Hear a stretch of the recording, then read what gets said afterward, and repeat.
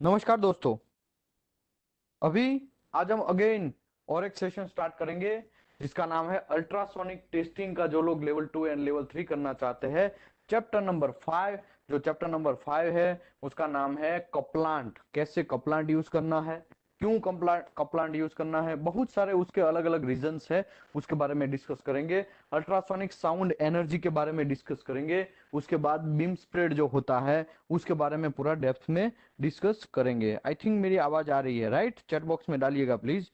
Okay, तो हम लोग आज जो ये चैप्टर है बहुत इंपॉर्टेंट टॉपिक है। प्रैक्टिकल के साथ भी थोड़ा बहुत हमको कोरिलेट करना है। यहाँ पे हम लोग जो है वो थ्योरी का पार्ट कवर कर रहे हैं। ओके, दूसरी बात, जो प्रैक्टिकल है ऑलरेडी हमारे गूगल ड्राइव में अवेलेबल है, तो वहां से लोग देख सकते हैं। ठीक है, जो लोग मेंबर है वो। ओके, पहला हमने चैप्टर डिस्कस किया, chapter number 1 application training and certification में लेवल 1 का ड्यूटी के बारे में पूरा डेप्थ में डिस्कस किया। लेवल 1 है वो कैलिब्रेशन कर सकता है, लेवल 1 है वो एनडीटी को परफॉर्म कर सकता है। कौन सा एनडीटी? जिसमें उसके पास सर्टिफिकेट है वो लेवल 1 वही कर सकता है। लेवल 2 क्या कर सकता है? लेवल 2 जो है वो मेरे भाई परफॉर्म भी कर सकता है, कैलिब्रेशन भी कर सकता है, लेकिन वो एक्स्ट्रा में एक्सेप्टेंस रिजेक्शन भी कर सकता है। ओके, उसके लिए उसके पास रिटर्न इंस्ट्रक्शन का किसी का जरूरत नहीं है, बाय डिफॉल्ट वो है। बाकी लेवल 1 को अगर एक्सेप्टेंस रिजेक्शन ऐसा बोलना है तो रिटर्न इंस्ट्रक्शन चाहिए लेवल 2 एंड लेवल 3 का। तो ये हमने ऑलरेडी डिस्कस किया। लेवल 2 है वो क्या कर सकता है? रिपोर्ट भी प्रिपेयर कर सकता है, राइट? तो रिपोर्ट प्रिपेयर करेगा तो उसके लिए बहुत ये एक प्रॉफिट, और एक जनरली लोग इसी की वजह से तो लेवल 2 कर रहे हैं कि भाई सब अथॉरिटी मिले। एक लेवल 2 है वो रिजल्ट भी बना सकता है, result acceptance rejection code standard and specification के हिसाब से बोल सकता है, थ्रू आउट फेमिलियर भी होता है। उसके बाद वो जनरली गाइड भी कर सकता है। किसको गाइड कर सकता है? लेवल 1 को। यस, लेवल 1 को गाइड कर सकता है कैसे काम करना है, क्या काम किधर भी फंसा है, कौन कौन सी जगह पे तुम फंसे हो, वो वहां पे वो सॉल्व कर सकता है। ठीक है, लेवल 3 क्या कर सकता है? लेवल 3 लेवल 1 लेवल 2 दोनों को ट्रेन भी कर सकता है, दोनों को सर्टिफाइड भी कर सकता है। उसके बाद आई विजन सर्टिफिकेशन है उसमें भी क्लियर कर सकता है। उसके बाद वो कोई भी मेथड को डेवलप कर सकता है, कोई कौन सा मेथड कहाँ पे यूज करना है वो भी डिसीजन लेवल 3 ले सकता है। तो बहुत सारे उसके वाइड स्कोप है लेवल 3 के। ठीक है, तो ये भी हमने ऑलरेडी डिस्कस किया। तो आज हम और एक आगे बढ़ते हैं चैप्टर नंबर 2 में। ऑलरेडी 2 में भी हमने क्या डिस्कस किया? अल्ट्रासोनिक प्रिंसिपल के ऊपर, कि भाई अल्ट्रासोनिक प्रिंसिपल है वो वाइब्रेशन प्रिंसिपल पे काम करता है। जो हमारा ह्यूमन बॉडी है, हमारा आंख है, हमारा कान है, वो कहां से 20 साइकिल पर सेकंड से लेके 20,000 साइकिल पर सेकंड, अदरवाइज लोग ऐसा बोलते हैं 20 हर्ट्ज से लेके टू 20,000 हर्ट्ज तक ही हम लोग सुन सकते हैं। ठीक है, हम लोग उसी को, इतना वाइब्रेशन होता तो ही वो हम लोग देख सकते हैं, सुन सकते हैं। ठीक है, तो उसके बाद हम लोगों को अल्ट्रासोनिक टेस्ट है, उसके बाद का फ्रीक्वेंसी चाहिए 20,000 किलो, मतलब 2 मेगा हर्ट्ज, 2 × 10⁻⁶ हर्ट्ज। इतना वाइब्रेशन, मतलब बहुत डेंजर वाइब्रेशन। एक पियानो वायर होता है, वो पियानो वायर के अंदर ऐसे वो केबल होता है ना, wire wire system, piano system होता है ऐसा वायर, उसको वाइब्रेट करते हैं तो वो कितना वाइब्रेट होता है एक सेकंड में? 4,100 हर्ट्ज, उतना वो वाइब्रेट होता है। तो वो जो वाइब्रेशन है उतना होता है, तो हम लोगों को वो आवाज से सुनाई देता है, अच्छे से रिंगटोन में समझ में आ जाता है, राइट? लेकिन लेकिन मेरे को इतना उससे भी ज्यादा 2 × 10⁻⁶, इतना बहुत ज्यादा high frequency, high hertz, high vibration, उतना वाइब्रेशन हम लोग देख भी नहीं सकते, सुन भी नहीं सकते। हम लोग सुन सकते हैं तो 20 से लेके 20,000 के तक। ठीक है, हर्ट्ज, सॉरी नॉट के तो ऑलरेडी हमने कर दिया है, हर्ट्ज तक उतना हम लोग, उस उतना ही हम लोग सुन सकते हैं। ठीक है, उसके आगे का जो वाइब्रेशन है वो हम लोगों का कैपेसिटी से बाहर जाता है, और वो जो है वो उसके आगे का वाइब्रेशन है उसको बोलते हैं अल्ट्रासोनिक वाइब्रेशन। और वही अल्ट्रासोनिक प्रिंसिपल के ऊपर हम लोग काम करते हैं, उसी का वजह से हम लोग, उसी के हिसाब से हम लोग डिसकंटिन्यूटी हमारी सीआरटी स्क्रीन के ऊपर फाइंड कर सकते हैं। वो हमने ऑलरेडी चैप्टर 2 में डिस्कस किया। Chapter 3 practical based point of view है, वो भी हमने ऑलरेडी डिस्कस कर लिया है। उसमें इको कैसे दिखाता है, इक्विपमेंट का कंट्रोल कैसा होता है, मेनू कैसे होते हैं, वो बात डिस्कस किया। चैप्टर नंबर 4 में wave propagation, reflection and refraction के बारे में डिस्कस किया। वेव प्रोपोगेशन 4 टाइप के हैं। पहला कौन सा है? लॉन्जिट्यूडिनल। दूसरा कौन सा है? ट्रांसवर्स या तो shear wave, right. Shear wave, longitudinal है वो नॉर्मल प्रोब में यूज होता है, शियर वेव है वो एंगल प्रोब में यूज होता है। तीसरा कौन सा है? तीसरा surface wave, right. Surface wave, उसके बारे में भी हमने पूरा डेप्थ में डिस्कस किया। तो कि भाई लॉन्जिट्यूडिनल वेव है वो ऐसे ऐसे वाइब्रेट करता है, जिसका डायरेक्शन रहता है उसके हिसाब से। लेकिन यही शियर वेव जो है वो ऐसे ऐसे वाइब्रेट होता है, ठीक है, परपेंडिकुलर डायरेक्शन में वाइब्रेट होता रहता है, ऊपर नीचे ऐसा, और वो सीधा वाइब्रेट होता है वो। लेकिन अगर सरफेस वेव की बात करें तो हमको सेकंड क्रिटिकल एंगल में जाना है। कहां पे जाना है? सेकंड क्रिटिकल एंगल में। समझो मैं सेकंड क्रिटिकल एंगल इतना सारा एंगल उसको करूं ताकि वो लॉन्जिट्यूडनल वेव इस साइड वहे और शियर वेव यहाँ पे वहे, तो उसको बोलते हैं शियर वेव। जब 90 डिग्री में, मतलब एग्जैक्ट AM1 है, AM2 है, समझो M1 ऑयल है, M2 स्टील है, तो एकदम सरफेस के ऊपर वहेगा, तो उसको सरफेस वेव बोलते हैं। उसको सेकंड क्रिटिकल एंगल पे वो करता है। वो भी हमने पूरा डेप्थ में चैप्टर नंबर 4 में डिस्कस किया।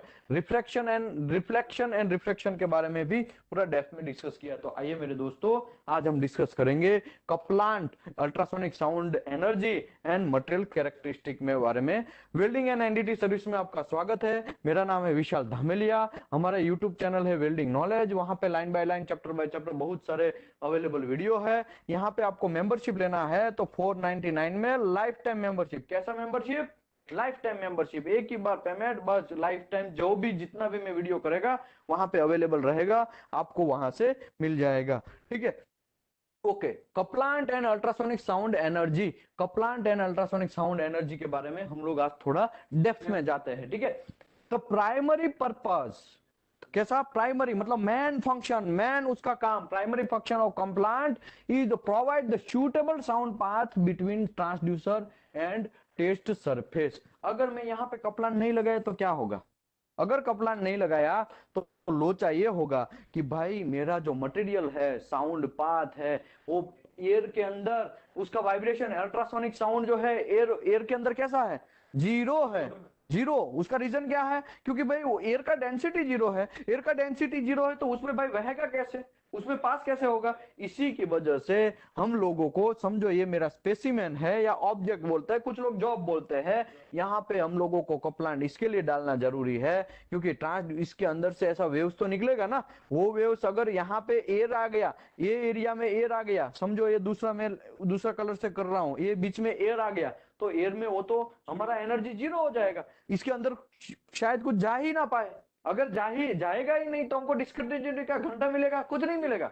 तो उसी की वजह से हम लोगों को यहाँ पे ये जो मैंने दिखाया ना कपलांट, तो कपलांट यहाँ पे मैं ड्रॉ किया है, तो वहां पे आपको कपलांट डालना जरूरी है। कपलांट के अंदर भले ही वेलोसिटी थोड़ा कम है, लेकिन कम से कम वेलोसिटी तो थोड़ा है, राइट। और एयर में क्या है? जीरो है। उसी की वजह से यहाँ पे अगर जाएगा तो थोड़ा बहुत अंदर घुसेगा, अंदर एनर्जी जाएगा, ठीक है, इसी की वजह से। ओके, तो हम लोग पॉइंट बाय, तो primary purpose of couplant is provide the suitable sound path, एक अच्छा सा साउंड पाथ देगा, ठीक है, बिटवीन किसके अंदर, किसके साथ में? तो कि ये ट्रांसड्यूसर और ये टेस्ट स्पेसिमेन, जो टेस्ट स्पेसिमेन है, टेस्ट सरफेस है, उसके बीच में, ये टेस्ट सरफेस हो गया, ये ये ट्रांसड्यूसर हो गया, ये दोनों के बीच में एक साउंड पाथ जनरेट करेगा और वो देगा transducer and test surface. Okay, couplant must effective wet. Okay, couplant must, must यहाँ पे लिखा है, इफेक्टिव होना चाहिए। अगर इफेक्टिव ही नहीं है कपलांट तो कुछ काम का नहीं है।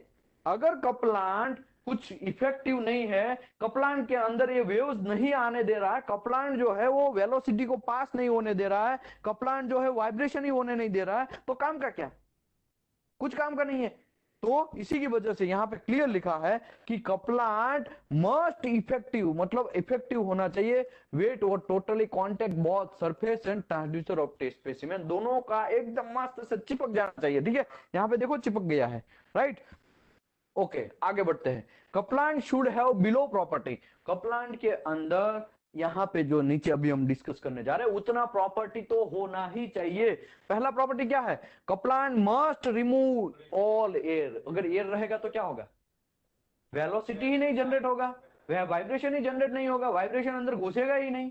तो उसी की वजह से couplant must remove all air from between the surface as a air is very poor conductor of the sound. तो ये जो सरफेस हमारा है स्पेसिमेन का, वो जो सरफेस है उसके बीच में और ट्रांसड्यूसर के बीच में, ये दोनों के बीच में हमारा एयर नहीं रहना चाहिए। एयर रहेगा तो क्या होगा, कांड ये होगा कि एनर्जी ट्रांसफर ही नहीं होगा, एनर्जी ट्रांसफर नहीं होगा, फिर सीआरटी साहब इसमें कुछ नहीं है, इसमें कोई दिखाई नहीं रहा है, सब ओके है, घंटा ओके है, समझे, इसमें तो एयर आ गया है, समझे। इसके लिए यहाँ पे लिखा couplant must remove all air, air को रिमूव करना ही चाहिए, ठीक है। आगे दूसरा क्या है, couplant fills in and smooth out of irregularities. अभी यहाँ पे देखो कपलान में एक कपलान दिखा रहा हूं, यहाँ पे देखो ये इरेग्युलरिटी है, राइट, ये सब फिल कर दिया ना कपलान ने, ये काला काला कलर का जो है वो कपलांट है, ये काला काला कलर का है वो कपलांट है। तो इरेग्युलरिटी है, सरफेस के अंदर रफनेस है, तो वो फिल कर देगा ताकि हमारा जो प्रोब है, ट्रांसड्यूसर है, वो अच्छे से घूमे, ठीक है। तो ये फिल कर देने का काम है उसका। तो उसके लिए यहाँ पे लिखा couplant fill in and smooth out irregularity on the surface of the test part. मतलब टेस्ट पार्ट के ऊपर, समझो मुझे ये बोलो लॉन्ग सिम के अंदर मुझे यूटी करना है, लेकिन वहां पे बहुत सरफेस का सारा चीज है, वहां पे स्पैटर है, बहुत सारा चीज है, तो क्या मेरा कपलांट है वो घूमेगा, कपलांट नहीं सॉरी, ये ट्रांसड्यूसर अंदर घूम पाएगा, घूमेगा लेकिन हमको परेशान करेगा वो, है ना। तो इसी की वजह से यहाँ पे लिखा है वो फिल हो जाना चाहिए, वो छोटा छोटा स्मूथनेस है, रफनेस है, वो फिल हो जाएगा तो ऊपर का सरफेस स्मूथ हो जाएगा तो अच्छा चलेगा। Okay, couplant helps in a movement of the transducer over the surface of the contact testing. मतलब कपलांट हेल्प क्या हेल्प करेगा, movement of the transducer, otherwise हमको फीका सा कपलांट महसूस होगा, ऐसे थोड़ा जल्दी से रुक रुक के चलना पड़ेगा, राइट। तो हमने देखा था ना कल प्रैक्टिकल देखा, उसमें क्या था, नॉर्मल प्रोब आप प्लेट के ऊपर घिस रहे थे, तो क्या हुआ, आपको और ज्यादा पानी डालना पड़ रहा था, क्यों, अगर पानी नहीं डालेंगे और सीधा ही करेंगे तो कपलान तक तो घिस जाएगा, ऊपर से अंदर एनर्जी भी नहीं जाएगा, राइट। और कपलान ऊपर से वो इरोड इरोड तो नहीं बोलेंगे, वो क्या हो जाएगा, घिस जाएगा, हम लोग ऐसे ही बोलते हैं ना, घिस गया, इरोड हो गया, ठीक है, ऐसा हो जाएगा। उसी की वजह से कपलांट हेल्प क्या करेगा, हेल्प करेगा, मूवमेंट, स्मूथ मूवमेंट करेगा, मस्त चकाचक मूवमेंट होगा, राइट, ऐसा मूवमेंट होगा, तो ऐसा होना चाहिए। Okay, a practical couplant must be easy to apply, practically ऐसा कपलांट होना चाहिए कि इजी अप्लाई होना चाहिए और इजीली रिमूव भी होना चाहिए।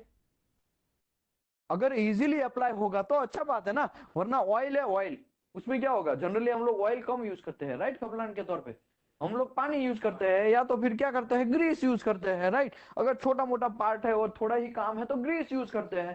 तो ग्रीस हम लोग क्यों करते हैं, क्योंकि वो जल्दी से अप्लाई हो जाता है और रिमूव भी अच्छे से हो जाता है, थिनर वगैरह क्लीनर से भी क्लीन कर सकते हो आप। और ऑयल को, वो क्लीनर थिनर आपका पैसा ज्यादा जाएगा उसको क्लीन करने में, ऊपर से पानी से धोओगे ना तो भी नहीं वो निकलेगा, ऑयल थोड़ा चिपकता रहेगा, स्निग्धी है, राइट, विस्कस है, वो चिपक के रहेगा, उसी की वजह से। लेकिन कपलांट क्या ना होना, कैसा होना चाहिए, practical couplant must be easily apply, जल्दी से अप्लाई भी हो जाना चाहिए, जल्दी से रिमूव भी होना जाना चाहिए, ठीक है।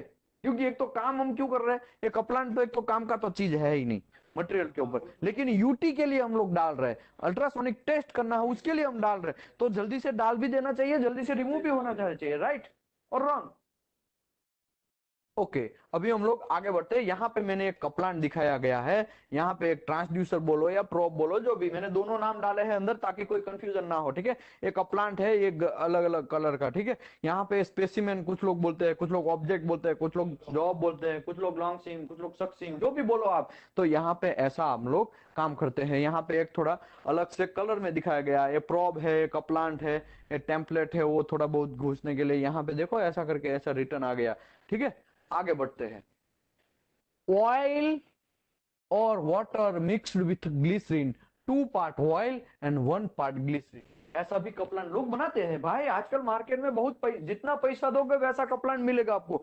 आजकल तो ऐसा भी कपलान अवेलेबल है, उसको एक बार डालो फिर उसको निकालने का जरूरत नहीं है, ऑटोमेटिकली सूख जाएगा, वो एटमॉस्फेरिक में निकल जाएगा। ऐसा भी कपलान, पैसा पैसा जैसा दोगे वैसा आपको कपलान मिलेगा। तो जनरली लोग क्या करते हैं, ऑयल एंड वाटर का मिक्सअप करते हैं, उसमें 2 पार्ट वाटर या तो 2 पार्ट ऑयल के रहेंगे और 1 पार्ट उसका ग्लिसरीन का रहेगा। ऐसा भी एक कपलांट आता है, तो वो भी आप यूज कर सकते हैं। Are commonly used of a couplant. Even the wallpaper paste has advantage of the advantages as a couplant. तो वॉलपेपर जो है वो भी वॉलपेपर पेस्ट आता है, ठीक है, पेस्ट वॉलपेपर पेस्ट आता है, वो भी कपलांट के तौर पे हम लोग यूज करते हैं। तो ये भी एक अच्छा चीज है, ठीक है।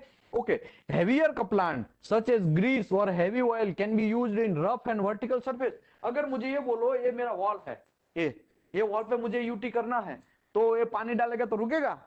पानी तो नीचे गिर जाएगा, राइट। तो उस टाइम पे वो पानी काम का नहीं है, उस टाइम पे वो कपलांट नहीं काम आएगा। इसके लिए आपको हैवी कपलांट लगाना पड़ेगा।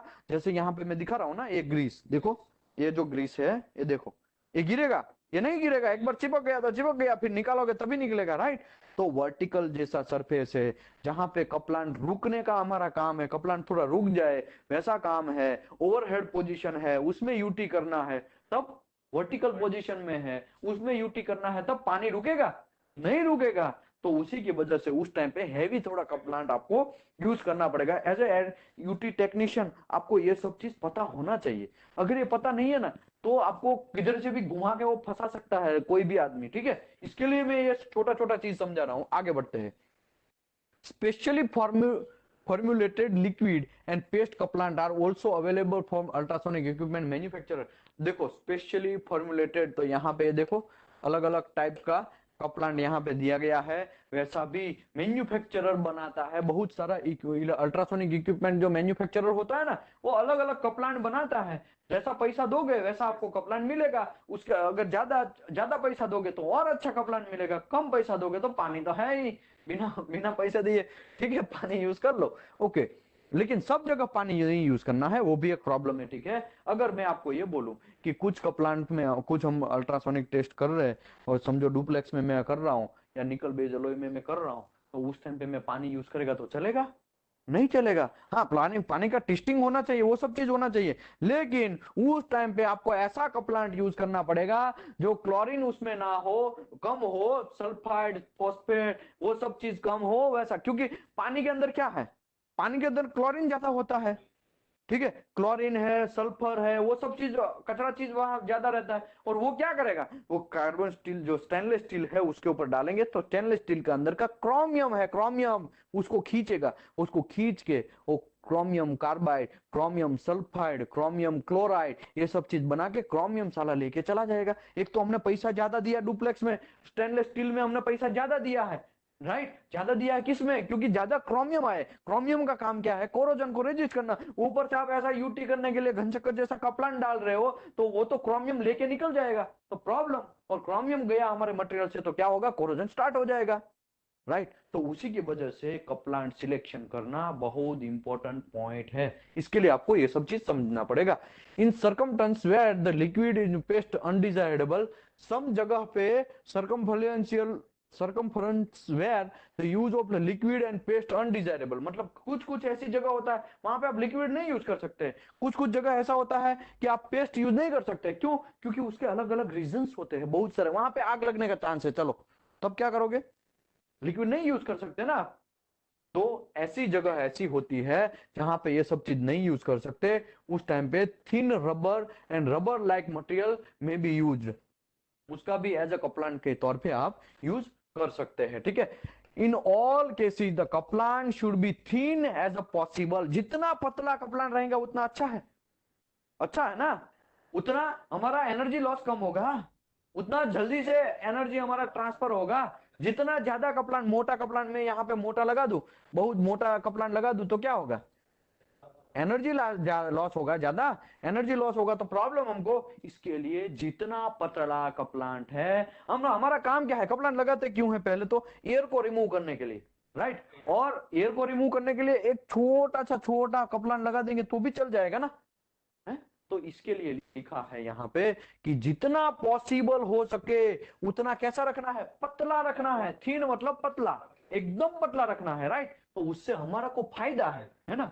ओके, आगे बढ़ते हैं। इफ द कपलांट इज एक्सेसिव, अगर कपलांट एक्सेस मतलब ज्यादा यूज कर दिया, लौंदा का लौंदा बोलते हैं हम लोग, इतना लौंदा क्यों लगा दिया, इतना बहुत ज्यादा क्यों लगा दिया, ऐसा बोलते हैं ना हम लोग, है ना। तो इतना ज्यादा लगा दोगे, it may act as a wedge and alter direction of the sound beam, sound beam का डायरेक्शन भी चेंज हो जाएगा।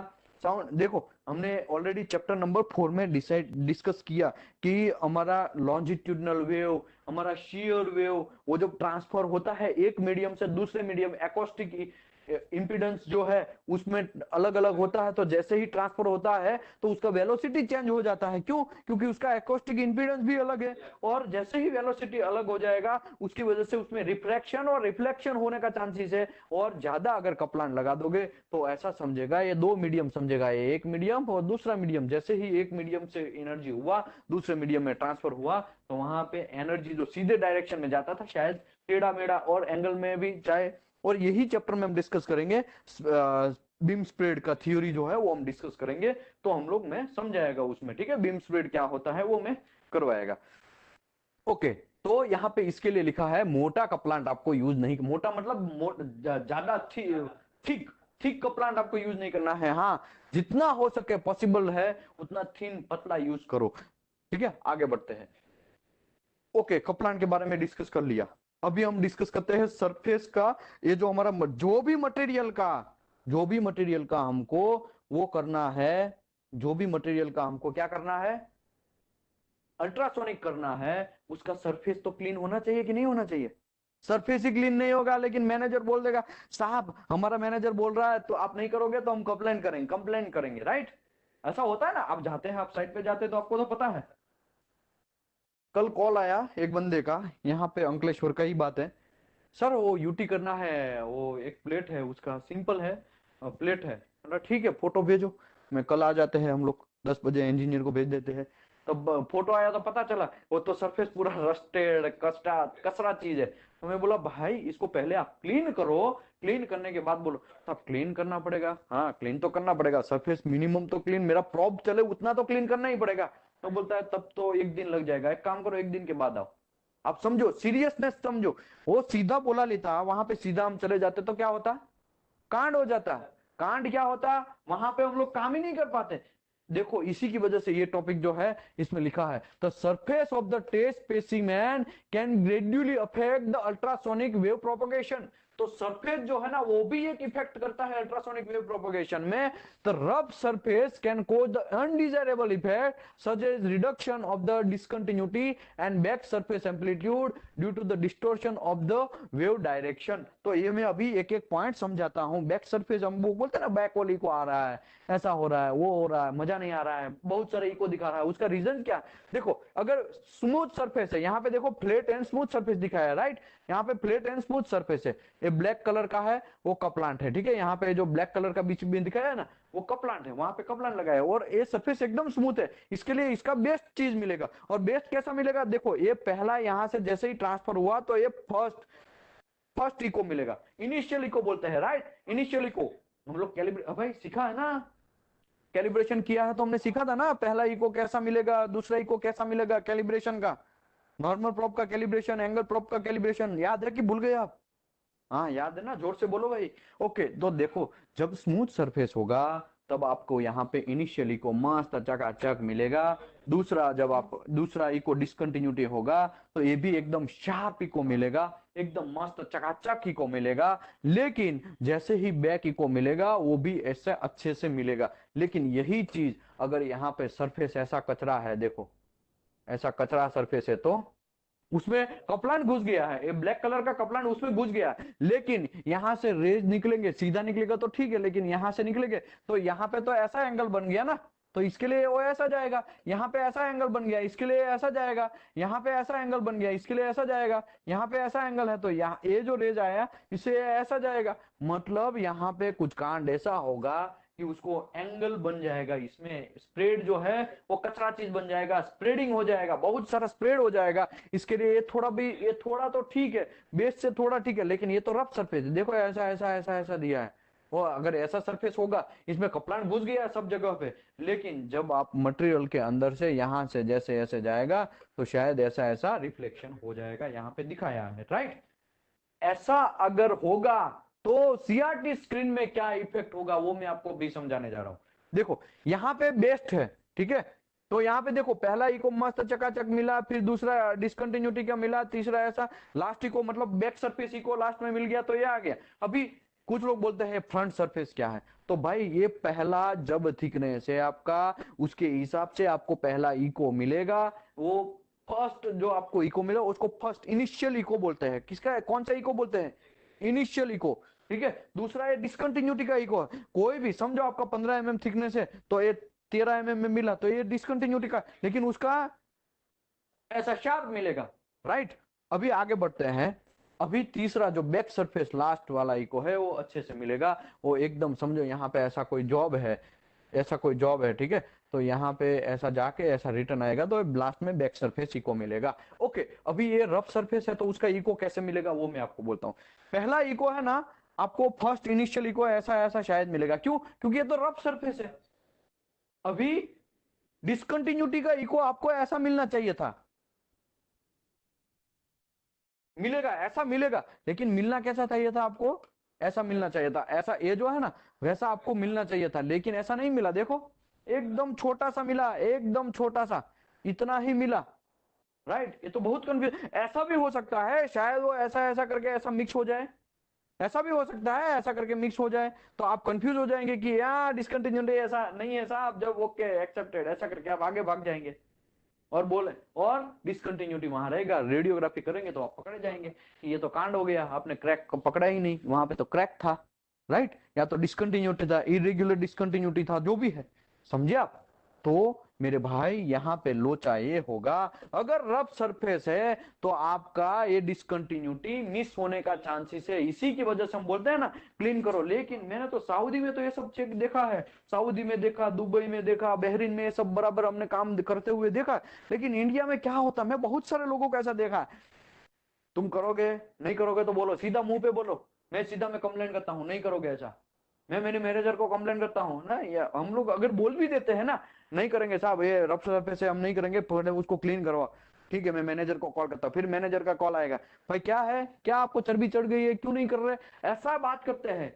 यहाँ पे क्वालिटी का नाम से बहुत सारे लोग ऐसे कचरे भरे हुए हैं ना, उसी की वजह से हमारा नाम खराब हो रहा है इंडिया का। तो हम लोगों को ये इंप्रूव करना है।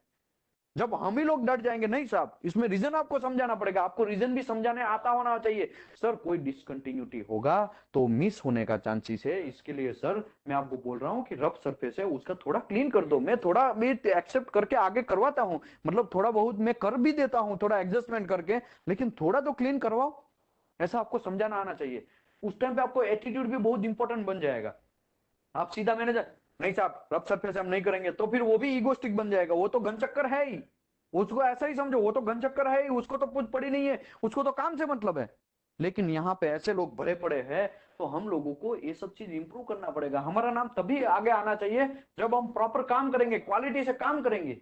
नहीं ऐसा ही होता है साहब, आप देखो इसमें ऐसा प्रॉब्लम होता है, आपको टेक्निकल डाउट समझाना चाहना चाहिए कि साहब ये रफ सरफेस होगा तो उसका ये डिसकंटिन्यूटी का इको ऐसा कचरा बन जाएगा, और डिसकंटिन्यूटी का इको ऐसा बन जाएगा, तो शायद ये भी हो सकता है कि इनिशियल इको के साथ वो मिक्स हो जाए, उसके लिए डिसकंटिन्यूटी मिस हो जाए, आपके मटेरियल के अंदर डिसकंटिन्यूटी होगा, फिर भी प्रॉब्लम क्रिएट होगा, आपको हमको पता ही नहीं चलेगा ना, हम लोग इसमें कैसे, और एक फजी जैसा महसूस होगा। ओके, बैक सरफेस इको अगर रफ सरफेस है तो बैक सरफेस इको ऐसा मिलना चाहिए था आपको, लेकिन कैसा मिलेगा, ये ऐसा मिलेगा, वो भी एक प्रॉब्लम है, ठीक है। तो ये सब चीज आपको बहुत समझना जरूरी है। आगे बढ़ते हैं। ओके, अभी देखो कुछ कुछ चीज ऐसा होता है कि डिजाइन ऐसा है, तो भी आपको ध्यान रखना है क्या होता है, आपको ये तो पता होना चाहिए ना। सर वहां पे तो डिसकंटिन्यूटी अच्छा सा इको मिल गया, क्या घंटा अच्छा मिल गया, वो तो उसका डिजाइन ऐसा था। तो आपको थोड़ा बहुत ये भी पता होना चाहिए कि यहाँ पे आपका जो रिफ्लेक्शन हुआ है वो उसका प्रॉब्लम है, सरफेस उसका इरेग्युलर है, उसी की वजह से हुआ। इरेग्युलर मतलब ये मटेरियल का इरेग्युलरिटी नहीं, ये ऐसा जो भी ऐसा है आपका तो भी ऐसा होने का चाहिए। इसके लिए यहां लिखा है good back surface reflection. Back surface reflection आपको अच्छा चाहिए। बैक सरफेस रिफ्लेक्शन मतलब ये लास्ट वाला, ये बैक सरफेस रिफ्लेक्शन आपको अच्छा चाहिए, तो indication good response from the material being tested, उसका रिस्पॉन्स भी अच्छा आना चाहिए। अगर ऐसा सीधा सरफेस होता तो अच्छा सा मस्त चकाचक ही को मिलता, यहां से आया यहां से ऐसा गया सीधा मस्त चकाचक दिखता। लेकिन यहाँ पे बैक सरफेस का इको थोड़ा प्रॉब्लम करेगा, क्योंकि यहाँ पे आपका ये सरफेस जो है बैक सरफेस है वो भी आपका टेढ़ा है, एंगल टाइप का है, तो उसी की वजह से आपको ऐसा मिलेगा। अब back good back surface reflection indicate a good response from the material being tested. अगर गुड रिस्पॉन्स मिलेगा, अगर बैक सरफेस अच्छा होगा तो, otherwise it is reflected back it the surface source similar to the light striking as a mirror. अभी मैं ये बोलूं यहाँ पे मिरर है, ये देख रहे हैं ना आप, ये मिरर। अभी मैं यहाँ पे सीधा ऐसा सीधा लाइट मारेगा तो क्या होगा, मेरी आंखों पे सीधा लाइट आएगा, राइट। सीधा आप किसी के आंखों पे मार रहे हैं लाइट तो सीधा आंखों पे आएगा, राइट। और मतलब रिफ्लेक्शन अच्छा होगा एकदम, जैसा आप सीधा लाइट मार रहे हैं एग्जैक्टली डिग्री में, 0 डिग्री पे मार रहे हैं तो एग्जैक्टली आपको 0 पे रिटर्न आएगा और आपकी आंखें में प्रॉब्लम होगा। प्रॉब्लम तो नहीं होगा, मतलब आपको थोड़ा ऐसा महसूस होगा कि रिफ्लेक्शन अच्छा आ रहा है, राइट। अगर वही चीज अगर मैं ऐसा एंगल से मारूं तो, यहां से मारेगा तो ऐसा एंगल में ऐसा दूर पे जाएगा, राइट, तो हमारे ऊपर रिफ्लेक्शन प्रॉपर नहीं होगा। रिफ्लेक्शन प्रॉपर एग्जैक्टली 0 चाहिए, तो आपका सरफेस एकदम 0 होना चाहिए। अगर एग्जैक्टली नहीं मिलेगा तब आपका एंगल होगा तो शायद यहाँ करके ऐसा निकल जाएगा, यहां से आया यहां से आया और यहां से ऐसा गया, समझे। तो ऐसा भी चांसेस होने का चांसेस है। Okay, if the surface are not parallel, parallel नहीं है तो the reflection energy will be directed away from the transducer similar to the light falling in mirror of the angle. अगर ये जो अभी मैंने एंगल में दिखाया ना आपको, मिरर में है ना, मिरर में दिखाया ना, मोबाइल का टॉर्च भी आप लाइट करोगे तो अगर सीधा मारोगे तो सीधा आपके आंखों पे आएगा, अगर ऐसा एंगल में मारोगे तो थोड़ा आगे चला जाएगा, मतलब रिफ्लेक्शन प्रॉपर नहीं होगा। ठीक है, प्रॉपर होगा लेकिन अलग डायरेक्शन में होगा, तो फिर मेरा ट्रांसड्यूसर यहाँ पे पकड़ पाएगा। यहाँ पे मेरा ट्रांसड्यूसर है, यहाँ पे तो नहीं है, तो यहाँ पे तो पकड़ नहीं पाएगा। इसके लिए बैक सरफेस को आपको अच्छा नहीं मिलेगा। तो आपको अगर प्रॉपर रिस्पॉन्स चाहिए, गुड रिस्पॉन्स चाहिए, तो यहाँ पे ऐसा है, ठीक है, गुड रिस्पॉन्स चाहिए तो सीधा होना है। देखो यहाँ पे क्या होगा, यहाँ पे ये फर्स्ट इको आपको ऐसा मिल गया, फिर सेकंड इको ऐसा मिलेगा, ऐसा मिलेगा। एक्चुअल कैसा होना चाहिए था, ऐसा मस्त चकाचक होना चाहिए था। अगर ये ऐसा होता, अगर वो ऐसा सीधा एकदम सीधा सरफेस होता तो, ठीक है, ऐसा सीधा सरफेस होता ना तो ऐसा होता, लेकिन ऐसा नहीं है, यहाँ पे एंगल में है, उसी की वजह से आपको खाली इतना ही मिलेगा, ये फर्स्ट इनिशियल इको मिलेगा, फिर आपको ऐसा करके ऐसा निकल जाएगा। समझे आप, समझे कि ऊपर से गया। ओके, आगे बढ़ते हैं। ओके, कुछ कुछ डिजाइन ही ऐसा होता है तो आप कंफ्यूज होने का चांस है, तो कंफ्यूज नहीं होने का, उसको फॉल्स इंडिकेशन बोलेंगे, कंफ्यूज नहीं होने का है भाई। अगर समझो मेरा ऐसा ऐसा एक मटेरियल है, ऐसा सीधा, ठीक है, यहाँ पे बीच में एक हॉल है, तो हॉल है उसको तो हम नाबूद नहीं कर सकते ना, वो तो है भाई, कीवेज के लिए रखा गया है, कुछ रीजंस के लिए रखा गया है, उसका डिजाइन ही ऐसा है। तो भाई यहाँ पे लिखा है अ फिजिकल शेप और contour of the part must be consider when attempting the discern discern whenever a discontinuity indication in real or false. आपको ये पता होना चाहिए ये discontinuity, as a NDT technician आपको ये नहीं पता है ना तो बहुत कंफ्यूजन जन है, साहब यहाँ पे तो क्रैक है या तो कुछ डिसकंटिन्यूटी या पोरोसिटी पकड़ लिया मैंने, क्या घंटा पकड़ लिया। जब यहाँ पे आप एक्सकेवेशन करोगे, खोदना स्टार्ट करोगे, ग्राइंडिंग करोगे तो पता चलेगा यहाँ पे तो पहले से वॉल था। तो डिजाइन आपको पता होना चाहिए, इसके लिए बोलते हैं ना जो एनडीटी टेक्नीशियन है ना वो बहुत नॉलेजेबल होना चाहिए। एनडीटी टेक्नीशियन है ना वो यूटी मशीन तो चलाते आना ही चाहिए, थोड़ा बहुत ड्राइंग भी देख लेना चाहिए। आजकल मल्टी मल्टी इंजीनियर का मार्केट है, मल्टी एडवांस एनडीटी का मार्केट है, राइट। तो अगर आप यहाँ पे पोरोसिटी था साहब मिल गया मुझे और आप खोद दिया और खोदा तो पता चला यहाँ पे तो पहले से ही वो as a by default design ही ऐसा है उसका, तब क्या आप भरेंगे, कितना लॉस हो जाएगा, बहुत सारा लॉस हो जाएगा भाई। ओके, अभी ये हो गया यहाँ पे आपको बैक सरफेस जो है, यहाँ पे ऐसा करके शायद ऐसा भी आए या फिर ऐसा करके ऐसा जाए, जो भी है जैसा भी जाए वो अंदर जाएगा, लेकिन ये डिजाइन ऐसा है। इसके लिए यहाँ पे ऐसा भी हो सकता है, यहाँ पे ऐसा आया ऐसा आया ऐसा आया, यहाँ पे गया, यहाँ पे गया, यहाँ पे गया, तो इसका सरफेस यहाँ पे ऐसा है, तो ये भी प्रॉब्लम है। प्रॉब्लम तो नहीं है, लेकिन आपको समझना है फॉल्स इंडिकेशन है, ये कोई सही इंडिकेशन नहीं है, ये कोई डिसकंटिन्यूटी नहीं है, ये आपको समझना है। यहाँ पे समझो ऐसा कोई है चीज, तो यहाँ पे बीम स्प्रेड हुआ, बीम स्प्रेड की वजह से भी आपको कंफ्यूजन नहीं होना चाहिए, आपको प्रॉपरली समझना पड़ेगा ये क्या है क्या नहीं है, ठीक है। तो ये सब चीजें ना, example of the sound path leading the spurious indication, spurious indication, ठीक है, ये सब चीज अभी बीम स्प्रेड का थ्योरी है। थोड़ा बहुत बीम स्प्रेड में क्या लोचा होता है, it is the testing long specimen. अगर आप लॉन्ग स्पेसिमेन जैसे कि शाफ्ट है, वैसा आप उसका स्पेसिमेन का यूटी कर रहे, यूटी का कितना थिकनेस लिमिट है, कोई बोल सकता है? यूटी कितने, एमटी कितने थिकनेस में हम कर सकते हैं? Magnetic particle test chat box में कोई डाल सकता है प्लीज, कितना लिमिट तक हम लोग मैग्नेटिक पार्टिकल टेस्ट कर सकते हैं? कोई बोल सकता है चैट बॉक्स में, या ऑफलाइन वाले भी चलेगा? ऑफलाइन वाले कोई बोल सकता है? आपने तो एमटी किया है यहाँ पे बैठ के ही, भूल गए? 6.35 mm तक ही मैग्नेटिक पार्टिकल टेस्ट कर सकते हैं, ठीक है। उससे और डेप्थ में जाओगे तो आप नहीं कर सकते हैं, और डेप्थ में आप मैग्नेटिक पार्टिकल टेस्ट नहीं कर सकते हैं। अगर DPT DPT open to the surface होगा, ओपन टू द सरफेस होगा, वही डिसकंटिन्यूटी फाइंड आप कर पाएंगे, अदरवाइज आप नहीं कर पाएंगे। डीपीटी, आरटी, आरटी तो थिकनेस में कोई लिमिट नहीं है, लेकिन आपको लेमिनेशन नहीं चेक करके देगा, लेमिनेशन जो है वो आपको पता नहीं चलेगा उसमें, ठीक है, राइट और रॉन्ग? तो ये सब चीज आपको पता होना चाहिए। वैसे भी ये मैग्नेटिक पार्टिकल टेस्ट का भी एक कांड है, कांड ये है कि बीम स्प्रेड होता है, आपको कंफ्यूजन बहुत जनरेट होता है। वैसे मुझे ये बोलो, अभी हम लोग वहां नहीं थे, हम लोग यूटी कितने थिकनेस पे कर सकते हैं, तो बोल सकता है? उसका कोई लिमिट नहीं है। आपका मैं जो अभी कल मशीन दिखाया ना, वो मशीन में क्या था, 5,000 5,000 mm, मतलब 5 मीटर तक आप ब्यूटी का, वो डिपेंड ऑन मटेरियल, सॉरी आपका मशीन जो है उसका कैपेसिटी, बाकी उसका कोई लिमिट नहीं है। मटेरियल थिकनेस आप कितने भी थिकनेस में कर सकते हैं, डिपेंड ऑन योर मटेरियल, आप कितना वाइब्रेशन, आप कितना एनर्जी से ट्रांसमिट कर रहे हो उसके ऊपर, बाकी इसका कोई थिकनेस लिमिट नहीं है। किसी ने अच्छा भी लिखा, देखो, वेरी गुड, खान सर ने लिखा है, वेरी गुड, शैफुद्दीन सर ने भी लिखा, प्रकाश मिश्रा सर ने, ओके वेरी गुड, बहुत सारे लोगों ने यहाँ पे रिस्पॉन्स दिया है, very good, thank you very much. तो मेरे भाई ये सब चीज आपको समझना है, यूटी का कोई थिकनेस लिमिट नहीं है, एमपीटी का 6.35 तक, वो भी अप्रोक्स, शायद शायद ऐसा भी हो सकता है कि 6 mm तक भी आप ना पकड़ पाए, ऐसा भी हो सकता है। तो आगे बढ़ते हैं, तो ऐसा हमने तो कांड कर दिया, हमने तो पता कर दिया, चलो 10 मीटर का मेरा एक जॉब है, या 5 मीटर का है, 3 मीटर का जॉब है, उसका पूरा का पूरा भरा हुआ है, मतलब पूरा पूरा फोर्जिंग है, उसका मैं यूटी करने बैठा हूं। तो यहाँ पे मैंने एक ट्रांसड्यूसर लगा दिया, अभी मैं यहाँ से स्प्रेड करेगा, यहाँ से मेरा ये जाएगा, यहाँ से ऐसे जाएगा, यहाँ से ऐसे जाएगा, फिर ऐसे रिटर्न आएगा। एक्चुअली यहाँ पे आना, देखो कितना डिस्टेंस काट लिया उसने, राइट और wrong?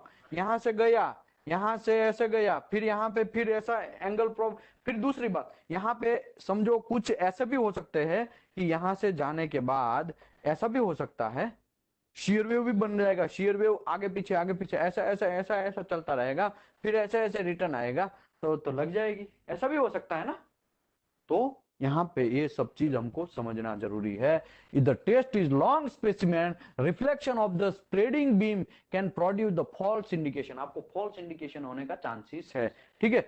On the CRT screen in shown below, तो यहाँ पे देखो ये सीआरटी स्क्रीन है, ठीक है, ये सीआरटी स्क्रीन है, पहला आपको इको बराबर मिला, लेकिन ये फर्स्ट बैकवॉल मिला, फिर ऐसा घन चक्कर जैसे बहुत सारे इको मिले आपको। तो ये सब चीज क्या है, ये सब चीज आपका ये बीम स्प्रेड अंदर हुआ है उसका है। तो आपको कंफ्यूज नहीं होना है, अरे यार ये क्या हो गया, क्या कुछ नहीं हुआ है, ये जस्ट फर्स्ट बैकवॉल इको है, उसके पीछे से छोटे छोटे बहुत सारे इको आए हैं, वो एक रिफ्लेक्शन के है, रिफ्लेक्शन के या तो स्प्रेड के बोल सकते हैं, बीम स्प्रेड हुआ है, ठीक है। वो बीम स्प्रेड का थ्योरी आएगा तो मैं अभी आपको समझाएगा, ओके। तो इसके बारे में, तो shear wave may be generated with reflect and slip angle and opposite side where the mode conversion in takes place। mode conversion हमने चैप्टर नंबर 4 में सीखा, 4 टाइप के हैं, कितने, 4 टाइप के वेव है। पहला longitudinal wave, normal probe, angle probe में shear वेव, उसके बाद सरफेस वेव और प्लेट वेव या लैम्ब जो भी बोलो आप, समझे, ठीक है। तो डिस्ट्रीब्यूटिव वेव, ठीक है, ऐसा होता है। तो ये हमने ऑलरेडी डिस्कस किया चैप्टर नंबर 4 में।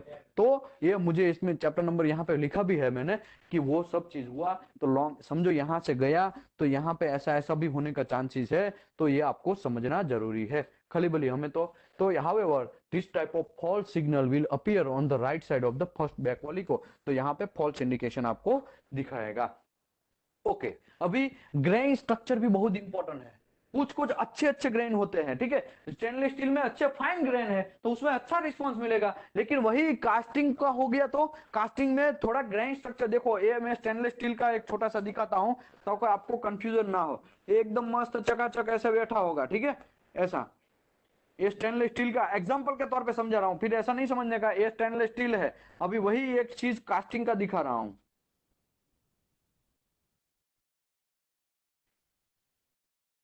छोटा मोटा उसका कोई ढंग धड़ा ही नहीं, उसको फाइन ग्रेन स्ट्रक्चर नहीं, कचरा ग्रेन स्ट्रक्चर बोलेंगे। तो इसमें बहुत कंफ्यूजन होगा मेरे भाई। यहां पे मैं एनर्जी ट्रांसफर करेगा तो ये इसको मारेगा, ये इसको मारेगा, ये इसको मारेगा, ये इसको मारेगा, फिर यहां से ऐसा आएगा, ऐसे ऐसे वेव करके यहां से ऐसा रिटर्न वेव आएगा, एकदम अच्छे से पैटर्न से मिलेगा हमको। लेकिन यहाँ पे ये शायद इसको मारे, ये शायद इसको मारे, ये शायद इसको मारे, या फिर इसको मारे, यार ऐसे और ऐसे, ऐसा क्रॉस में, ऐसा करके क्रॉस में आएगा, राइट। तो ये कंफ्यूजन होगा। इसी की वजह से लिखा है grain structure has a great influence on the acoustic property of the material. The steel forging generally fine grain structure and have a low damping effect on the sound being. मतलब वहां पे जब फ्लक्चुएशन बहुत कम होगा। देखो यहाँ पे मस्त चकाचक फाइन ग्रेन स्ट्रक्चर है तो अच्छे से मिला, लेकिन ये फाइन ग्रेन स्ट्रक्चर नहीं है, देखो ऐसा कचरा चीज मिला आपको, राइट और रॉन्ग। समझे भी बात, ऊपर से गया भाई। तो इसके लिए यहाँ पे लिखा है कि however the casting generally have a coarse grain structure। तो ये जो मैंने ड्रॉ किया था ना एक कास्टिंग का, ऐसा ऐसा यहाँ पे शायद ऐसा ऐसा, ये कोरस ग्रेन स्ट्रक्चर है। ये जगह पे थोड़ा छोटा रहेगा, एक कोरस ग्रेन स्ट्रक्चर है, वहां पे कोई ढंग धड़ा नहीं है, उसका वाइब्रेशन ट्रांसफर होगा तो अच्छे से होगा, राइट। तो उसी की वजह से आपको ये सब चीज ध्यान रखना बहुत जरूरी है कि भाई कोरस ग्रेन स्ट्रक्चर है।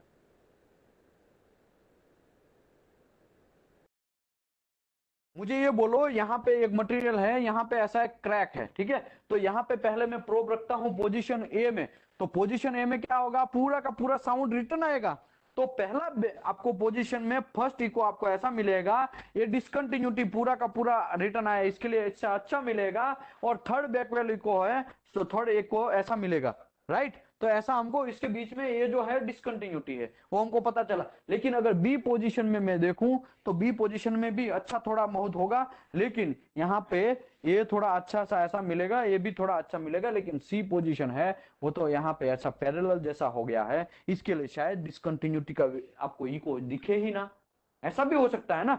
अगर यही चीज को मैं ऐसे समझाऊं कि यहाँ पे ऐसा कोई एक मटेरियल है, यहाँ पे मैं सी पोजीशन में लगाता हूं ऐसा, तो यहाँ पे ऐसा करके यहाँ शायद ऐसा करके ऐसा रिटर्न हो जाए तो शायद आपको दिखे ही नहीं डिसकंटिन्यूटी, राइट और wrong.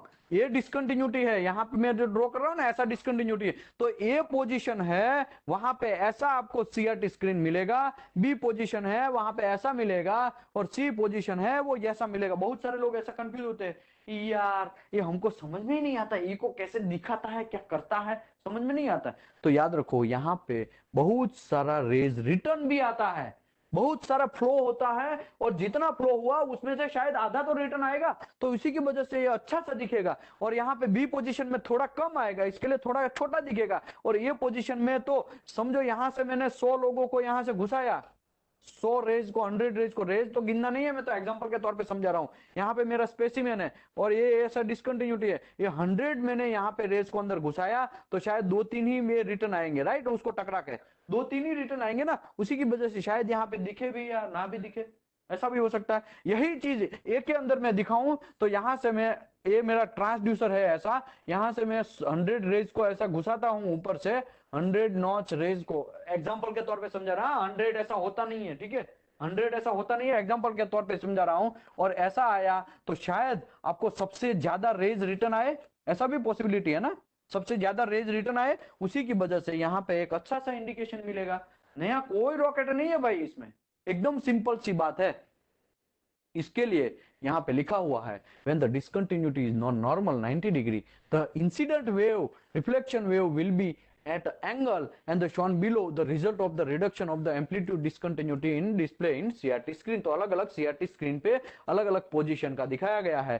Position A there is a sharp discontinuity indication and little back surface. देखो यहाँ पे फिर बैक सरफेस भी लिटिल है, यहाँ पे बैक सरफेस देखो ज्यादा है। क्यों? क्योंकि यहां से जाएगा तो बहुत ज्यादा रिटर्न आएगा ना, यहां से एकदम सरफेस जमीन से मतलब एंड सरफेस से तो ज्यादा रिटर्न आएगा। तो इसका बैक सरफेस इको है वो थोड़ा मोटा रहेगा, इसका बैक सरफेस इको है वो छोटा रहेगा। क्यों? क्योंकि बहुत सारा डिस्कंटिन्यूटी यहां था और बहुत सारे रेज वहां पे ही सोख गए हैं।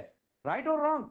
तो उसी की वजह से ये जो बैक सरफेस है वो थोड़ा छोटा मिलेगा आपको ए में, पोजीशन ए में। वही पोजीशन सी में आपको बैक सरफेस ई को थोड़ा बड़ा रहेगा। तो इसका हाइट देखो ये बड़ा है ना, इसका हाइट छोटा है भाई। समझ में आया कि ऊपर से गया? घंटा समझ में आया? समझ में नहीं आया? उसको नहीं समझ में आया? नहीं आया ना? नहीं आया ना? समझ में आया? फिर से भाई नया कोई रॉकेट नहीं है, ये पोजीशन में ये डिसकंटिन्यूटी है। ठीक है, यहां से 100 रेज गए, कितने गए? 100 रेज गए, उसमें से 95 रेज रिटर्न आए। क्यों? क्योंकि ये बीच में आ गया, बीच में आ गया, इसके लिए 95 गए, मतलब अच्छा सा इको मिला आपको। ये डिसकंटिन्यूटी जो है आपको बीच में अच्छा सा मिला। वही चीज बी में 900 रेज गए, ठीक है, यहाँ पे 95 रिटर्न आए, यहाँ पे 80 ही रिटर्न आए। ठीक है, वो थोड़ा एंगल में है ना डिस्कंटिन्यूटी, तो शायद थोड़ा कम आया, इसके लिए थोड़ा उसका हाइट कम हो गया। लेकिन वही चीज सी के अंदर, सी में से 100 रेज यहाँ पे गए, कितने गए? 100, उसमें से 3 या 4 ही इको रिटर्न आए, क्योंकि ये पैरेलल है ना। मैं डिस्कंटिन्यूटी के पहले डिस्कस कर रहा हूं, डिस्कंटिन्यूटी में 2 3 से 4 ही रेज रिटर्न आए, तो इसी की वजह से देखो एकदम छोटा सा मिला। वही चीज अगर मैं ये बोलूं कि 100 रेज यहाँ पे ए पोजीशन में गए, तो ए पोजीशन में पे आपको बैक बैक इको जो है एकदम लास्ट इको, मतलब यहाँ से रिटर्न आने का चांसेस कम है ना, क्योंकि बीच में ये भाई साहब डिस्कंटिन्यूटी है, मतलब बहुत कम आएगा, इसके लिए उसका इको थोड़ा छोटा मिला। वही अगर बी में थोड़ा ज्यादा मिला, क्योंकि ज्यादा मिलेगा। ए में कितना होगा? यहां से ऐसा 100 रेज गए, एक सॉरी सी के अंदर 100 रेज गए, लेकिन बहुत सारा ऐसा बैक सरफेस होगा ना, और बहुत कम ही यहाँ पे, तो इसी की वजह से लास्ट इको आपको थोड़ा बड़ा मिलेगा, क्योंकि ज्यादा बैक सरफेस ज्यादा हुआ है ना यहाँ पे। समझे कि नहीं समझे भाई? ऑनलाइन वाले को समझ में आया कि वापस समझाऊं, वरना मुझे आगे बढ़ना है भाई। समझ में आया ये इको कैसे बिहेव करता है, उसके बारे में? इको कैसे बिहेव करता है समझ में आया? पहला इको क्यों ऐसा हुआ, दूसरा इको क्यों ऐसा हुआ? ये डिसकंटिन्यूटी है ऐसा। तो जैसा एंगल आप रखेंगे उसके हिसाब से, आपका प्रोब का जैसा एंगल रखेंगे उसके हिसाब से आपको इको मिलेगा। कितना बैक मिल रहा है, अगर ज्यादा सरफेस डिसकंटिन्यूटी के ऊपर जा रहा है तो डिसकंटिन्यूटी अच्छा सा दिखेगा, अगर एक दो ही रेज पड़ रहे हैं और एक ही दो रिटर्न आ रहे हैं तो फिर छोटा मिलेगा। ऐसा है, नया कोई रॉकेट नहीं है। ओके चलो, खान सर ने बोल दिया है, समझ में आ गया, आगे बढ़ते हैं। Okay, the basic techniques are used in locating the evaluating angular flow। तो okay, देखो दो टाइप्स के टेक्निक्स है, एक कॉन्टेक्स्ट टेक्निक्स, एक इमर्सन टेक्निक्स। ठीक है, वो तो उसके बारे में डेप्थ में आएगा तो मैं समझ आएगा, लेकिन ये भाई पुराना जमाने का थोड़ा टेक्निक्स है, मैं समझा देता हूं। देखो पहली बात कि भाई आपको एंगल प्रोब जो है शेयर वेव है, मैंने चैप्टर नंबर 4 समझाया, उसमें समझाया था कि शेयर वेव किस में ट्रैवल नहीं करता है? लिक्विड में ट्रैवल नहीं करता है भाई, करता है? लिक्विड में ट्रैवल नहीं करता है। तो फिर आप यहां पे ऐसा सोचोगे कि ये एंगल प्रोब में मैं नॉर्मल प्रोब को ही मुझे यहां पे यूज करना पड़ेगा, राइट? नॉर्मल प्रोब में लॉन्जिट्यूडिनल वेव है, एंगल प्रोब में कौन सा है? शेयर वेव है। तो शेयर वेव क्या करता है? वो लिक्विड में ट्रैवल नहीं करता है। इसी की वजह से हम लोगों को समझो ये टेस्ट स्पेसिमेन को चेक करना है तो मेरे भाई उसको ऐसा ऐसा घुमाता, जैसा एंगल चाहिए वैसा आपको अंदर ही ऐसा हाथ से करना पड़ेगा। पानी के अंदर आप जब हाथ लेके जाएंगे तो आपको उसके हिसाब से एंगल थोड़ा बहुत घुमाना पड़ेगा। समझे कि नहीं समझे? क्यों हम लोग वहां पे एंगल प्रोब नहीं यूज कर सकते हैं? एंगल प्रोब यहाँ पे क्यों यूज नहीं कर सकते, कोई बोल सकता है? एंगल प्रोब क्यों नहीं यूज कर सकते हैं? नहीं, गलत समझे। शेयर एंगल प्रोब में कौन सा वेव्स होता है? चार टाइप्स के वेव्स हमने डिस्कस किया चैप्टर नंबर 4 में, कि share wave, longitudinal wave, share wave, surface wave और प्लेट वेव, राइट। ये चार टाइप के हैं। लॉन्जिट्यूडनल वेव कहां यूज होता है? नॉर्मल प्रोब में ही यूज होता है। शेयर वेव किस में यूज होता है? एंगल प्रोब में यूज होता है। तो यहाँ पे पानी है, पानी तो लिक्विड है ना, ये पानी है, ये पूरा पानी है, राइट। ये पानी क्या है? लिक्विड है, वाटर है। ये वाटर क्या है? लिक्विड है। वाटर तो लिक्विड ही है ना, तो लिक्विड के अंदर शेयर वेव पास होगा? नहीं होगा, हमने डिस्कस कर लिया।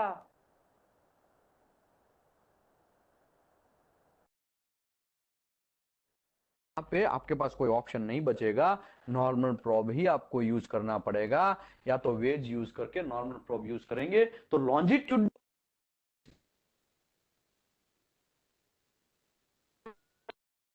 भी इसमें आपको घुसाना पड़ेगा। इसके लिए यहाँ पे नॉर्मल प्रोब अगर यूज करना है तो आप हाथ से उसका थोड़ा एंगल वगैरह चेंज कर दो, या तो बहुत सारे ऐसे इंस्ट्रूमेंट भी आते हैं, ऊपर से थोड़ा इतना करोगे तो 45 डिग्री ही रहेगा, और आगे पीछे घुमा दो, तो ऐसा आप कर सकते हैं। ओके, अभी नॉर्मल प्रोब में आपको यूज करता हूं, ये एक कोई नॉर्मल कंडीशन है उसमें चेक करना है। तो पहले के जमाने में, पुराना टाइम में ऐसा प्लास्टिक वेज आता था, प्लास्टिक वेज, मतलब उसमें घुसा दो और करो। लेकिन आजकल ये कोई यूज नहीं करता है। आजकल क्या मार्केट में आ गया है?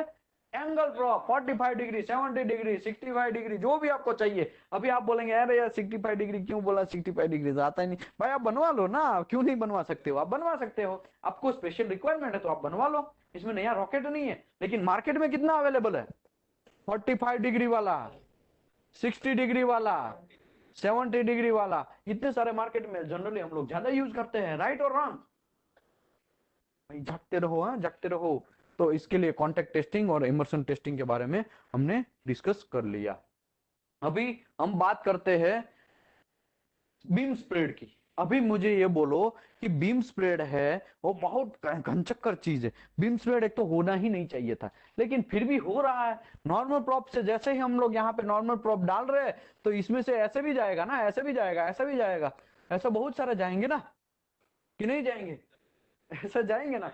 तो हम लोगों को अगर ऐसे जाएगा तो शायद उसका रिस्पॉन्स भी कचरा जैसा आएगा, तो हम लोगों को फजी महसूस होगा। इसी की वजह से हम लोग अभी बीम स्प्रेड का डिस्कस करते हैं। देखो, जनरली ये मेरा प्रॉब है, ठीक है, एक यहाँ पे, ये सॉरी प्रॉब नहीं है, ये मेरा एक स्पेसिमेन है। क्या है ये?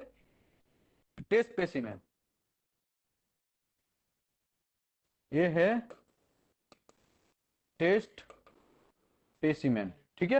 अभी यहाँ पे मैं एक नॉर्मल प्रॉप घुसा रहा हूं, ठीक है। इसमें से एक बीच में से भी रे आएगा, एक यहां से भी रे जाएगा, एक यहां से भी रे जाएगा। तो इसको मैं क्या बोलता हूं? थीटा। इस वो भी थीटा ही होगा, दोनों थीटा ही होगा, ठीक है। ये क्या है? ट्रांसड्यूसर। ये है डायामीटर, उसका क्या है? डायामीटर, ठीक है, ये डायामीटर है। तो भाई रूल्स ऐसा है कि ये थीटा हमको फाइंड करना है। तो थीटा कैसे फाइंड करेंगे? तो सिंपल सा रूल्स है, sine theta is equal to 1.22 lambda divide by D. ऐसा एक रूल्स है, ठीक है। वो रूल्स आप फॉलो करेंगे तो आपको पूरा का पूरा आइडिया आ जाएगा थीटा क्या है। अब अभी मैं ये बोलूं lambda is equal to V by F, ये भी एक रूल्स है। तो ये भी आप कर सकते हैं, इसका भी आप यूज करके कर सकते हैं काम, ठीक है। तो मैं आपको एग्जांपल देता हूं, दो अलग अलग एग्जांपल देता हूं, तो आप थोड़ा देख लीजिए आपको कैसे कैलकुलेट करना है। बीम स्प्रेड जो है बहुत इंपॉर्टेंट है। बीम स्प्रेड अगर समझ लिया तो बहुत सारा माइंड आपका क्लियर हो जाएगा। लेवल 3 के एग्जाम में जाएंगे ना तो आपको इसका पूछा जाएगा। तो शायद यहाँ पे है, मैं ड्रॉ किया है पहले से ही, मैं थोड़ा लिख के रखा है। देखो भाई जल्दी जल्दी में मैं यूट्यूब में मेरे को डालना है, इसके लिए मैं जल्दी जल्दी में इसको ऐसा नहीं समझा सकता। इसके लिए मेरे ही लैंग्वेज में मैंने यहाँ पे ड्रॉ किया है, देख लो ये डी है, ठीक है। यहाँ पे डी मेरे ड्रॉ किया है, यहाँ पे बीम स्प्रेड है sine theta is equal to 1.22 lambda by D. और लैम्बडा क्या है? लैम्बडा है वो वेवलेंथ है, डी है वो डायमीटर। डायमीटर किसका? ट्रांसड्यूसर का डायमीटर। और यहाँ पे जो थीटा है वो हाफ एंगल है। अगर पूरा थीटा चाहिए तो आपको 2 इंटू थीटा कर देना है। तो मैं यहाँ पे एक एग्जांपल लेता हूं, ठीक है। ये थोड़ा आप अभी भूल जाइए आंसर, ठीक है, ये आंसर थोड़ा भूल जाइए। अभी मैं एक एग्जांपल लेता हूं। एक बार मैं diameter d is equal to 10 mm लेता हूं और फ्रीक्वेंसी 4 मेगाहर्ट्ज लेता हूं। ठीक है, एक बार मैं डायमीटर 24 mm लेता हूं और फिर भी फ्रीक्वेंसी में 4 ही मेगाहर्ट्ज लेता हूं, इसमें मैं खाली डायमीटर चेंज कर रहा हूं। और तीसरा एग्जांपल लेता हूं, उसमें भी मैं डायमीटर सेम रखता हूं, लेकिन फ्रीक्वेंसी दोनों का 2-2 मेगाहर्ट्ज कर देता हूं। तो सबका थीटा फाइंड करो, तो कैसा मिलेगा? साइंटिफिक कैलसी है भाई, सिंपल सा है, नया कोई रॉकेट नहीं है। Sine theta is equal to 1.22 lambda by D. और ये स्टील का है, मैं स्टील का डिस्कस कर रहा हूं, ये है स्टील का मटेरियल है। स्टील में कितना होता है वेलोसिटी? नॉर्मल प्रोप का वेलोसिटी क्या है स्टील का? 5920 मीटर पर सेकंड। ठीक है, तो v इतना लो, तो आपको v मिल गया। फ्रीक्वेंसी मैंने यहाँ पे दिया है 4-4-2-2 ऐसा दिया है। पहला ये ले लेने का, ठीक है, पहला आप ये कैलकुलेट करो, फिर आप ये कैलकुलेट करो, फिर आप ये कैलकुलेट करो, फिर आप ये कैलकुलेट करो, तो आपको आइडिया आ जाएगा। ठीक है, मैं कैलकुलेट करता हूं पहले का आंसर सीधा। ऐसा है तो कुछ लोग तो सीधा कैलकुलेटर ही मारते हैं, तो सीधा कैलकुलेटर मार सकते हैं। लैम्बडा ऊपर गया तो v डिवाइड बाई एफ, तो v हमारा 5920 इस डिवाइड बाई एफ मतलब 4 है, तो 5920 डिवाइड बाई 4, तो आ गया 1480। 1480 ये लैम्बडा हो गया, डिवाइड बाई डी, तो डी मैंने 10 mm लिया है, डिवाइड बाई डी 10 mm कर दिया, तो इतना आया। उसके बाद इंटू 1.22 कर दो, तो theta is equal to sine inverse का साइंटिफिक कैलसी है ना, वो करो, तो आपको थीटा मिलेगा 10.36। तो थीटा आपको मिला 10.36 मिला। ठीक है,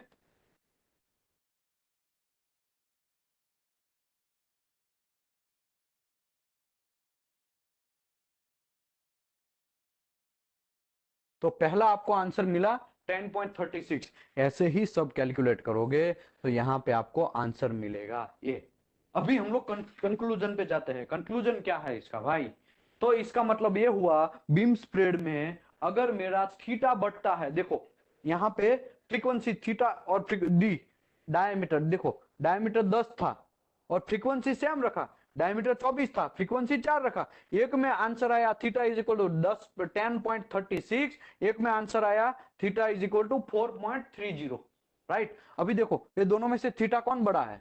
कौन सा थीटा बड़ा है? मतलब एंगल किसका बड़ा है? ये 10 वाले का एंगल बड़ा है, बराबर। इसका मतलब ये हुआ अगर डायमीटर छोटा है तो थीटा बढ़ेगा, डायमीटर छोटा, डायमीटर डिक्रीज होगा तो थीटा बढ़ेगा। ये मैं समझा रहा हूं, डायमीटर छोटा तो आपका थीटा बढ़ेगा। राइट और रॉन्ग?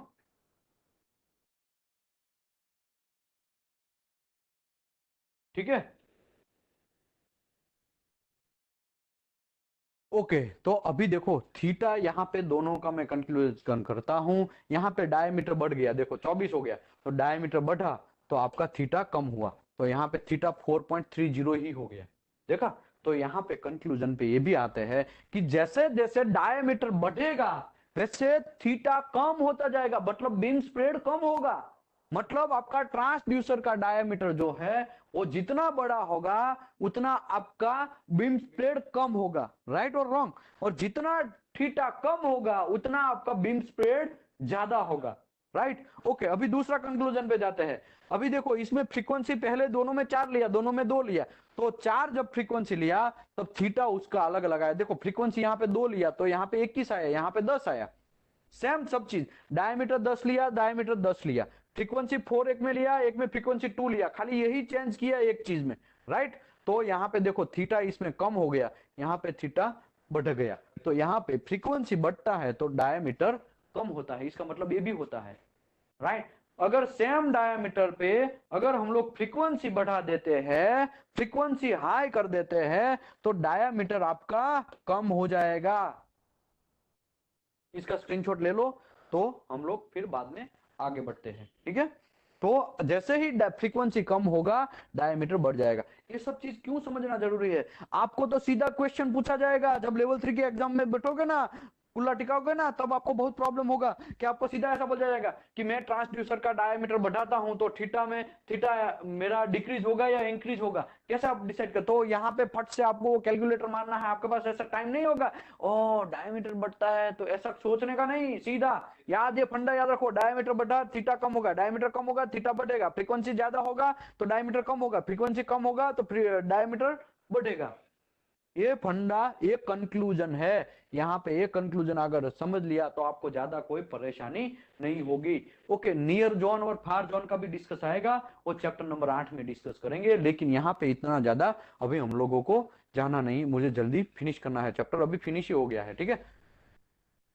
तो यहाँ पे मैं पीपीटी में भी यही चिपका दिया है, ठीक है, अभी मैंने ड्रॉ किया है और पीपीटी में ये मैं चिपका दिया है। तो पीपीटी आपको मैं जो आपका हमारा जो व्हाट्सअप जो है वहां पे शेयर कर देगा। तो यहाँ पे चैप्टर क्लोज होता है। Thank you very much. मैं आशा करता हूँ आप सब लोगों को इसका इंफॉर्मेशन प्रॉपर मिला होगा और आने वाले टाइम में आप इसका प्रॉपरली यूज करेंगे प्रैक्टिकली, ठीक है।